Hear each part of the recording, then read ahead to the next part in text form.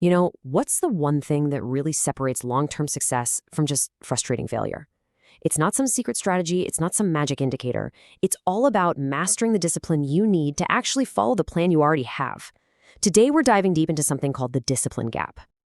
So, have you ever seen this happen? I mean, you've got two people, right? They're using the exact same strategy, the same rules, the whole 9 yards.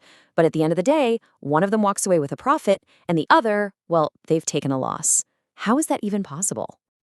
Well, the answer is surprisingly simple. But man, is it hard to put into practice. The difference isn't a bad strategy or a lack of smarts. The entire game, the whole thing, it really just hinges on one single concept: discipline. Okay, so let's define this thing. This gap between knowing what to do and actually doing it is what our source material calls the discipline gap. Think of it like an invisible barrier that holds so many of us back from getting the results we want. So what is it, really? It's that super frustrating space between your plan and your actions. It's that voice in your head that says you should exit this trade, but you hold on just a little bit longer. It's knowing a setup doesn't meet your criteria, but you take it anyway because of a gut feeling.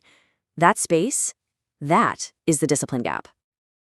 And this quote just hits the nail on the head, doesn't it? It's not about what you know. You've probably done the research. You wrote the plan. You know the rules. The failure happens in that split second of execution, when those rules suddenly feel more like suggestions. And that's where all the damage happens. This gap creates two totally different kinds of people, even if they started with the exact same information.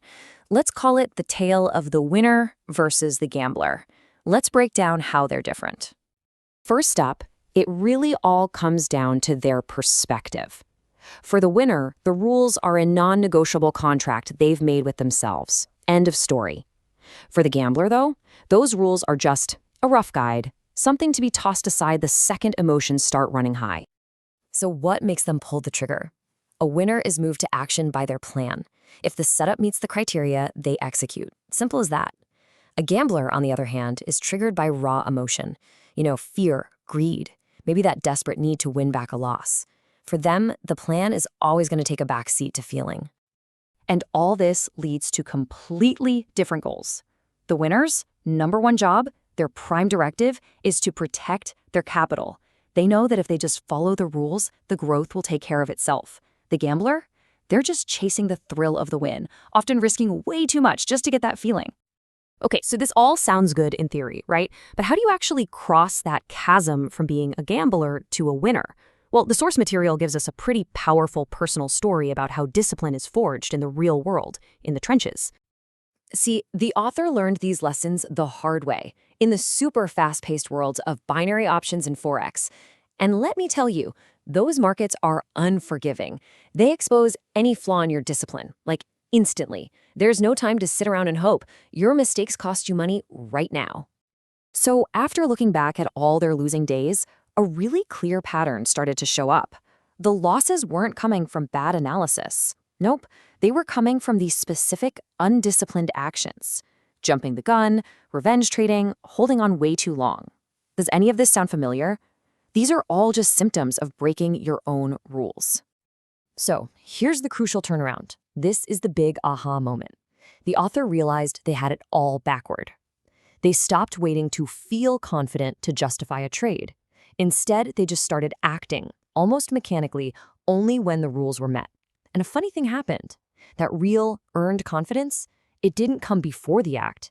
It came after they consistently followed the plan. And this all leads to a final, really powerful shift in your mindset. It means you have to redefine your goal. You're not just trying to win anymore. You're trying to stop gambling and start operating like a professional. We often think being consistent means having more winning days than losing days. But that's actually a pretty flawed way to look at it.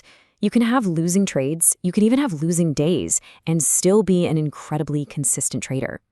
Because true consistency isn't about the outcome of one trade. It's about the consistency of your process. It's a total shift from being focused on the outcome to being focused on your execution. It's about following your plan perfectly every single time, whether that particular instance wins or loses. And if you take one thing away from all of this, let it be this. The next time your results are all over the map, you gotta resist that urge to go hunting for a new, better strategy.